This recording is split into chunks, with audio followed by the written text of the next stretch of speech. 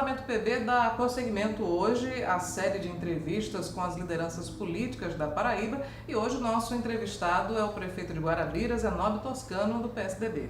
Muito obrigada por nos receber, prefeito. Eu que agradeço pela oportunidade de estar participando agora dessa nova fase do Parlamento PB. Pois é uma nova sessão que se chama Parlamento TV, sempre trazendo entrevistas políticas relevantes para o nosso público. E eu queria lhe perguntar, já nesse início da nossa conversa, qual a sua avaliação sobre o cenário nacional em relação à sucessão presidencial? Como é que o senhor avalia os nomes que estão postos, as impossibilidades também que cercam alguns dos candidatos, a ascensão de nomes que não são tradicionais na nossa política? Qual a sua visão sobre isso tudo? O que nós temos como consensual é de que nós vamos ter uma eleição diferente de todas as outras, por várias razões. Pelo momento que atravessa o nosso país, em função de todos esses escândalos que foram ou estão sendo apurados através da Lava Jato, pela falta de credibilidade crescente da classe política nacional, não é? Pelo fim, não é, dos financiamentos, de campanha através de empresas. Tudo isso vai ter muito impacto nas próximas eleições. Nós estamos vendo que a falta de liderança no nosso país é muito grande, é tão grande que até hoje nós não temos assim um horizonte em relação a quais os candidatos que irão competir com possibilidade realmente de chegar à vitória. De tal forma que são muitas interrogações e só com a proximidade do pleito é que nós vamos ter uma melhor definição dos quadros. O que o senhor acha de Lula e Bolsonaro, que são dois dos nomes mais comentados nesse processo pré-eleitoral? Eu acho que qualquer um dos dois perde no segundo turno. Porque o Bolsonaro, com certeza, se chegar ao segundo turno, ele vai ter contra si, não é, inúmeras forças políticas, mesmo divergentes ideologicamente, mas que estarão com certeza lutando pela não eleição do Bolsonaro, pelo que representa, na minha avaliação, como um retrocesso democrático no nosso país. Por outro lado, também nós não temos aí definições ainda, nesse momento, se Lula será ou não candidato a presidente da República. Você terá condições legais, né, de ser candidato, de concorrer ao pleito para presidente da República. Então, Lula sendo candidato é uma situação, Lula não sendo é outra, né? E também isso impacta na candidatura de Bolsonaro. Mas o senhor acha então que mesmo que Lula seja candidato, ele não passa do primeiro turno? Não, eu acredito que ele pode passar do primeiro turno, mas que no segundo turno terá inúmeras dificuldades. Terá muita dificuldade, porque nós vamos ver aí quais serão os candidatos. Nós temos aí os nomes também que estão sendo comentados de Ciro Gomes, né? Temos outros grupos políticos como Luciano Huck também, que ora não é candidato a presidente da República.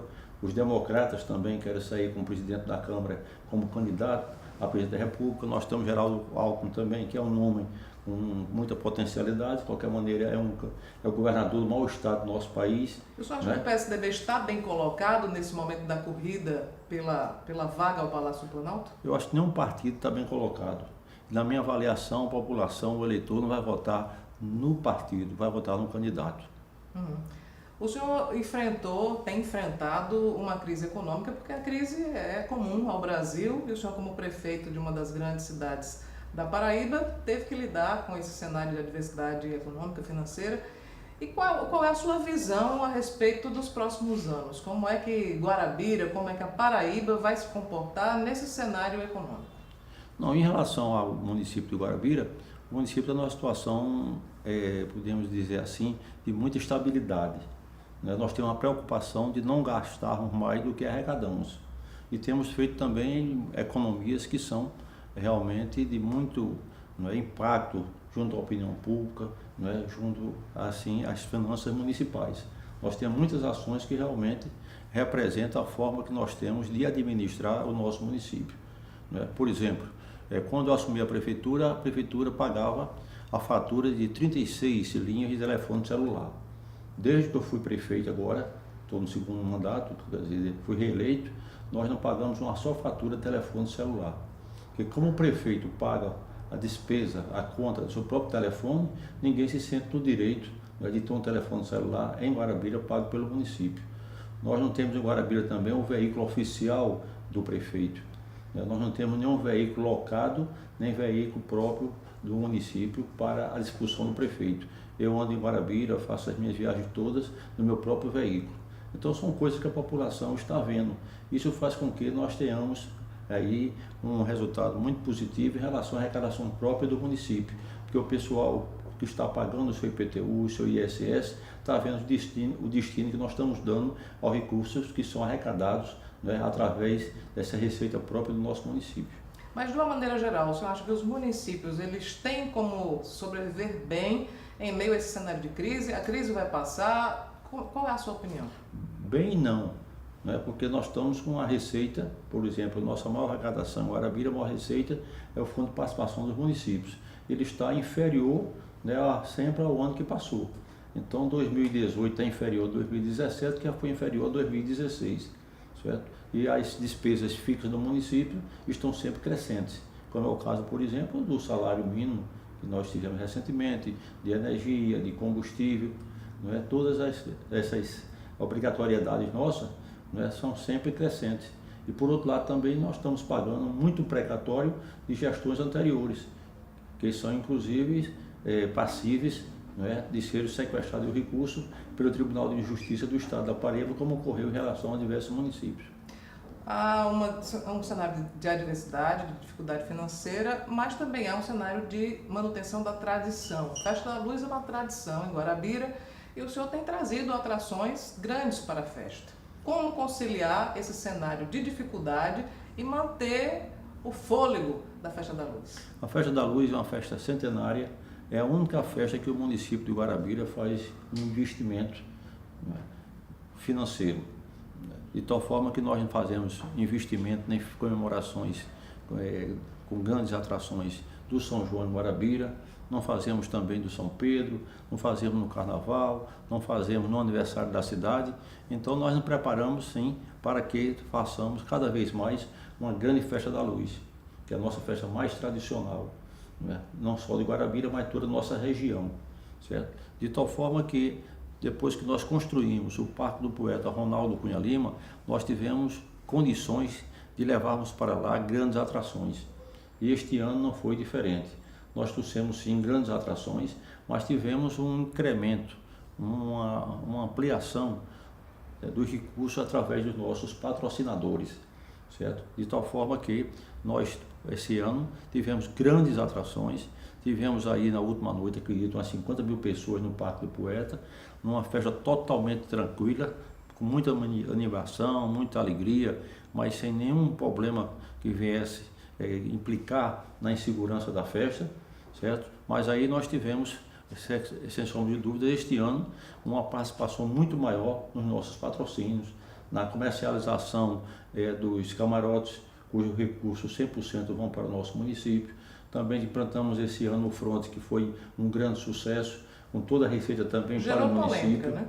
Gerou polêmica de adversários inconformados com o sucesso da festa, ficaram questionando em alguns meios de comunicação que a prefeitura ia pagar tanto a um cantor, tanto a outro, como se isso não estivesse disponível no site do Tribunal de Contas. E eu só assegurei que faz festa quem pode, que nós podemos fazer e íamos fazer. E fizemos a maior festa da história de Guarabira, e uma das maiores, certamente, em todo o interior nordestino. Hoje nós temos a certeza de que a maior festa de padroeira do interior do Nordeste é a Festa da Luz de Guarabira.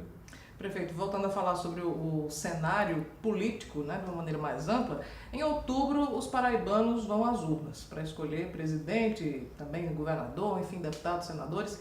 O que é que o paraibano deve buscar nas urnas nesse pleito? Deve buscar, acima de tudo, cada vez mais conhecer os candidatos em quem pretende votar, né? Analisar realmente, não é, o comportamento desses candidatos, tanto a deputado estadual, federal, senador, governador, o que for votar, presidente da República, logicamente, né? E verificar exatamente o passado de cada um, né?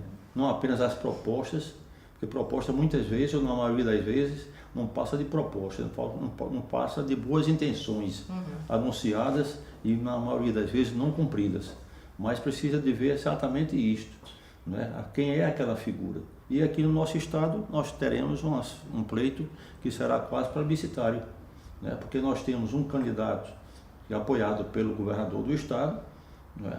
Como ele teve também esse mesmo candidato, né, na eleição passada para prefeito da capital, né, e não teve sucesso, querendo colocar um candidato da sua preferência que não teve o apoio da população, de tal forma que nós vamos ter aí sim uma eleição muito disputada, né? Eu espero que o PSDB esteja participando de um bloco político com todas as condições para sair vencedor nas urnas, né? E aí vamos ter, sem sombra de dúvidas, uma campanha, acredito que muito acirrada. O senhor acredita que o eleitor mudou a forma dele encarar a política e os políticos depois de uma série de escândalos recentes? Não, como eu já disse, o eleitor está cada vez, não é, mais desconfiado do político, não é? E infelizmente muitas vezes eles consideram todos os políticos como se tivessem as mesmas, né, qualidades ou os mesmos defeitos, o que não é isso, né? Nós temos de separar o joio do trigo, e a população, acredito que está vendo no dia a dia, pelo noticiário de televisão, pelos rádios, né, está vendo nas redes sociais, que também cada dia tem uma influência maior, né, nas campanhas políticas, está vendo exatamente o perfil de cada um. Eu acredito que o eleitor vai votar muito mais consciente nesta eleição. Prefeito, para nós finalizarmos a nossa conversa, uma mensagem sua para os paraibanos. Não, em relação a esse momento final da nossa entrevista, eu desejo certamente levar aos paraibanos que não perca a crença nos políticos. Nós temos bons e maus políticos e cabe certamente ao eleitor, e só a ele, no dia das eleições, definir em quem vai votar e votar no candidato em quem ele acredite. Um candidato que possa, sem sombra de dúvidas, realizar como parlamentar, como executivo, aquilo que ele aspira para o nosso país, para o nosso estado, para o nosso município. Perfeito, muito obrigada pela sua entrevista aqui ao Parlamento PV. Obrigado, e eu que agradeço a vocês. Bom, e nós voltamos sempre trazendo novas conversas sobre quem pensa e faz a política da Paraíba.